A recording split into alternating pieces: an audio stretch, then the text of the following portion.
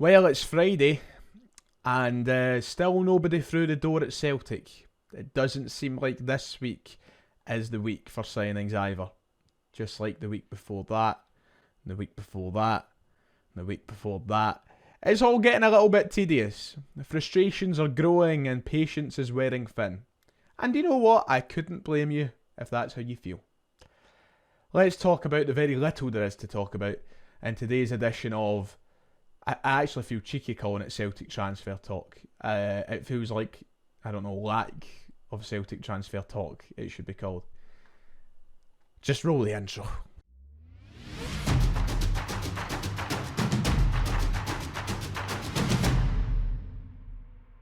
Hello, welcome back. If you haven't already, please make sure to hit like and subscribe. It would be much appreciated. I honestly cannot tell you, from the bottom of my heart by the way, I appreciate you sticking by me in this boring transfer window. It's the 12th of July.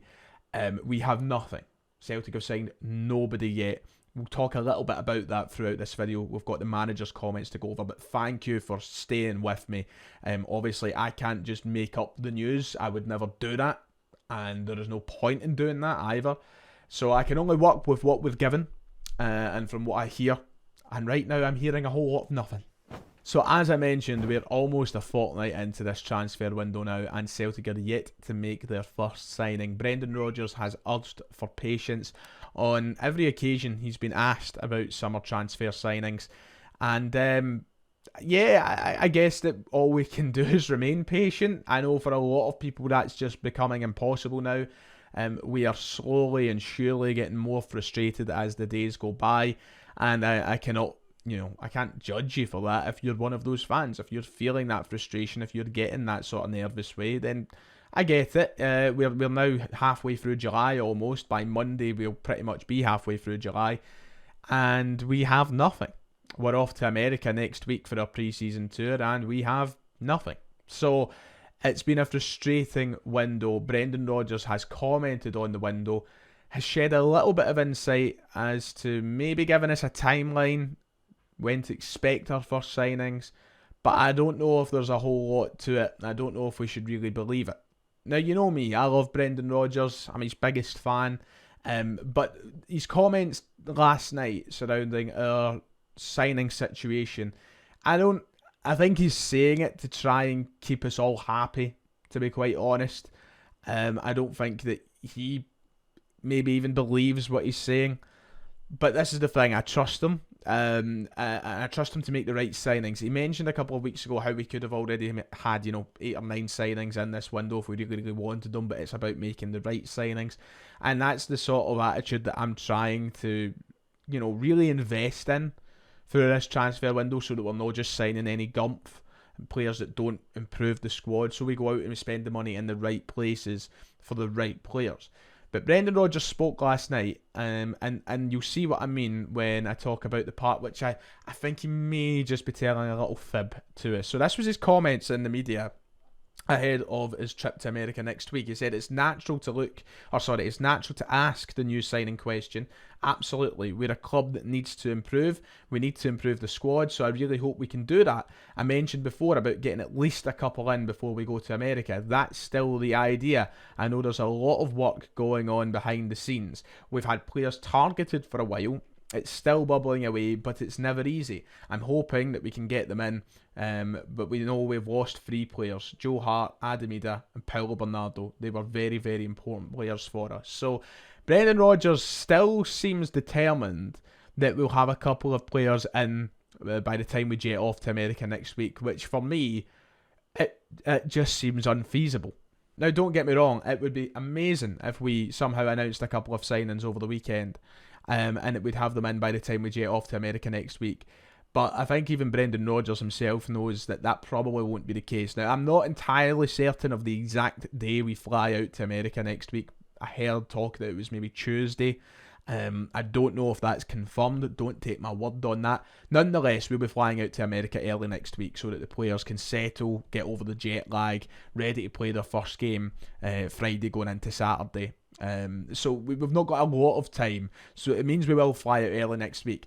which would mean that if he wants these 2 players at least to sign before America, they would have to be announced tonight, tomorrow, Sunday, Monday. And let's not play around here. Celtic aren't going to announce them on a Sunday, are they? Maybe. Will they surprise us like that? I don't know. It just feels like it either has to be tonight or Monday to announce signings. And I just don't see that happening. Now, realistically, it would be Paulo Bernardo and Adam Ida if there has to be movement, if there's movement on those respective transfer fronts. But we've not heard much, so we don't exactly know where that all lies for either player. We don't know how close Adam Ida is to signing. We don't know how close to Paulo Bernardo signing is.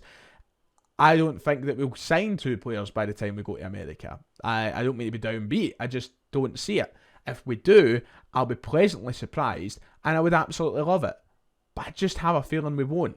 We heard a lot of talk last week that Adam Ida had made his move clear to Norwich. He wanted to go. He was ready to come up north, ready to come back to Scotland to do the contract signing, to do the medical, to do everything involved in the move. Paulo Bernardo, we heard that Celtic had come to an agreement with Benfica on the fee, but the wages were a stumbling block. So it seems like those 2 moves are progressing, but I feel like they've been standing still now for a number of days. Is it realistic that the both of them come in by Monday? I don't know. Is it likely that they could sign and then meet up with the team in America? Absolutely. If the club wanted to do that, they could jet them out. They might miss the first game against DC United. They could definitely jet them out though. I admire Brendan Rodgers giving us that hope and belief that there could be players coming in by early next week. But I don't want to burst any bubbles. I would just be absolutely stunned if it happens. So we're just going to have to wait and see. I understand it's become very, very tedious for Celtic fans in this window. And I see a lot more growing concern in my comments section, for example. That's just one place where you can vent your frustrations. And I can't blame you. I really can't. But hopefully over the next couple of weeks we have our goalkeeper. We have Ida. We have Bernardo. That would be a solid base to then move from, to then focus on those other areas, to go and sign a left back, to go and sign a centre half. I think that the most important thing about this window is, as frustrating as it is right now, there's a hell of a lot of time for us to turn it around, and there's I think there's a really good opportunity to end this window as one of the strongest windows we've ever had, because if we sign Ida, we sign Bernardo, we sign our goalkeeper, we get a left back and a centre half of first team quality that really please the Celtic supporters. That already is a very, very good window. So there's still plenty of time to come September 1st for us to look back in this window and go, it was a great success. It's just the timing it's taking, the patience that's wearing thin, that's making it all a little bit unbearable at the minute. But if you just remain a little bit patient, hopefully come September 1st we'll look at this and we laugh. Brendan, don't give us false hope. Please have the signings in next week. Thank you very much. So that's all there is to talk about today in regards to players coming into the club. Once again, it isn't much. I know it's a lot of what we've already been saying. But we've had a couple of stories in relation to players who could leave the club. Some bids that were unexpected, including this exclusive that broke last night in the Daily Mail by Stephen McGowan. Reo Hatate, Celtic reject Russian approach for Hatate before even discussing a fee. The Scottish champions were asked by an unnamed club from the Russian Premier League to open negotiations over the Japanese star. Celtic have rejected an invitation to begin transfer talks before money was even considered. Reluctance to let Hatate go has been heightened by concerns over dealing with Russian clubs over the Ukraine conflict. So Stephen McGowan reported this last night. It has come from absolutely nowhere. Nobody was expecting a bid to come in for Reo Hatate anytime soon, especially from Russia. The article gives a lot more detail as to what the script is with it. Celtic have rejected an approach from Russia. They were asked to open negotiations but there's obviously concerns over dealing with Russian clubs over the country's invasion of Ukraine in 2022. Stephen McGowan goes on to say that Russia has since been banned from international football, while UEFA, European's football governing body, have maintained a complete ban on Russian sides playing in continental competitions. The European Union have also imposed wide-scale sanctions on Russian businesses and individuals. Celtic rejected the invitation to begin transfer talks over Hatate before a fee was even discussed. It was then detailed that clubs from Austria, Bulgaria, France, Hungary, Holland, Slovakia and Slovenia did business with Russian clubs in the January window despite legal and ethical concerns over the matter. So it seems that Celtic don't want to get themselves into any potential hot water by opening negotiations with any Russian clubs. Of course, the Russian club has remained unnamed in this scenario, but I don't think Celtic want to even bother opening that box of frogs. And I understand why. Obviously, it's a very difficult situation to go in and start dealing with. And it's probably better to just stay on the safe side. Also, we don't want to let Reo Hatate go. You're talking about a transfer window where Matt O'Reilly's already potentially leaving the club. You can't let O'Reilly and Hatate go in the same window. It would be a huge mistake and cause huge problems for Celtic as well.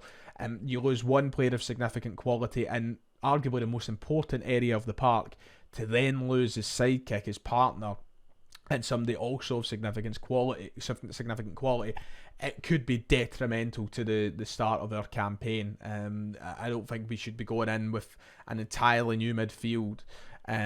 We've got to keep Hatate here. I know that he has his height set. He wants to go elsewhere and he wants to play in different leagues and play for the biggest clubs. Russia ain't the move. And it's not the time for the move for Celtic, so we've got to prioritise that. I don't think that Russia would be an attractive move for Hatate anyway. The only thing is, of course, and I guess at the end of the day, money talks. Financially, that's probably the only benefit of moving to Russia at the minute. You know, they can offer a packet for your wages depending on the club. And that might be enough to lure someone like Reo Hatate, but you're not playing in Europe. You're not playing in any continental competitions at all, actually. You're only playing in that league, which isn't the highest of standards anyway. Reo Hatate wants to play in the Premier League, he wants to play in the continent, in Germany or Italy or Spain, whatever. Russia is a complete sidestep from all of that, so I don't think he would be too fussed on the move anyway. Celtic won't go into these negotiations by the looks of it, so I think you can calm for now if you were worried about this. Talking about Matt O'Reilly as well, very, very quickly, an update from yesterday's video. There has been some disputes over the legitimacy of the Atalanta bid that we heard about yesterday. Some people saying nonsense, some people saying expect a second bid. So you're just going to have to sit down and wait. Of course, the reports were suggesting that Celtic had knocked back an initial bid of £15 million for Matt O'Reilly from Atalanta. Whether it's true or not, that isn't going to be the number Celtic settle for. So just, yeah, take it away for now, but keep an eye on where the next bid comes from. And finally, Brendan Rodgers, we spoke about him at the start of the video. Let's talk about him here at the end. He's commented on the Celtic youngsters, well, one now a former Celtic youngster, Daniel Kelly and Rocco Vata. Of course, there's been a whole discourse over the last few months as to whether or not they should be playing for the first team side, what the situation is with their contracts, and ultimately if they have a future at the club. But Brendan Rodgers has given an insight on both players, and ultimately said, listen, deals were on the table for both. They've not taken the deals. Now Rocco Vata is at Watford. Daniel Kelly looks set to leave as well. And according to Brendan Rodgers, the club have done all they can to try and keep them around. But ultimately, they have made their decisions. We'll talk first about Daniel Kelly. Brendan Rodgers was disappointed at him rejecting a contract. This is what he said. Daniel's a young player. Again, has been offered a really, really good contract by the club. A contract that would see him come into the first team squad and play and perform and develop, because he has a lot of development to do. I've spoken with the agents and the player some months back to say, listen, if we can't tidy this up by the summer, then it's very hard to be with the team in pre-season. It's really as simple as that. I like Daniel, but he has a lot of work to do, and I feel for him and the family that this is a great place for him to be able to do that. You know, you've got a manager who sees a talent there, who sees the physicality that he has, lots of things in the areas he needs to brush up on. What a great club and place this is for him to be able to do that. So Brendan Rodgers disappointed, and I honestly think totally fair in his assessment. So Daniel Kelly hasn't been included in pre-season, and that's down to the contract dispute. Daniel Kelly not taking on the opportunity to re-sign with the club and ultimately saying, January, I'm off. And I think Rodgers is fair to say what he says. I've seen a couple of people saying that Rodgers is out of line for what he's been saying.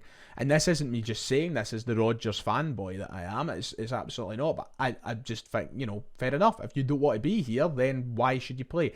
And Daniel Kelly is a young lad who I would have loved to see stay at the club. And honestly, if there's still an opportunity to sign him on and keep him at the club, they should try and push for it.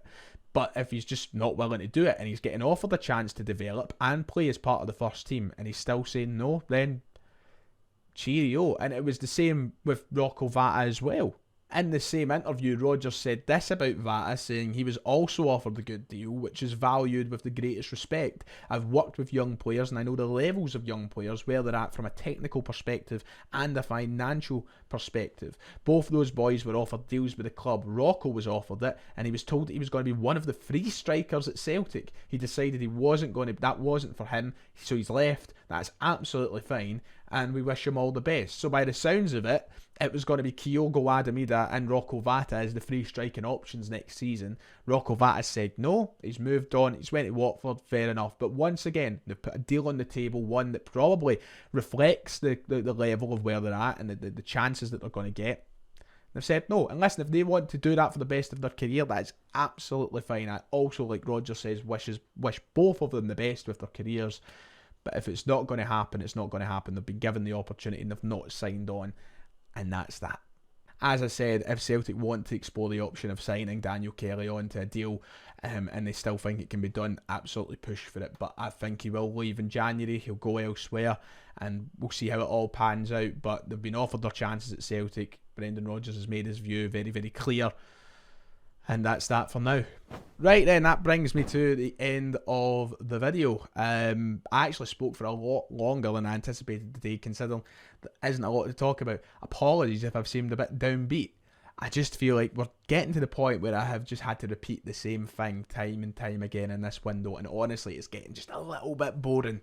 But I'm trying to get through it all and give you what you need.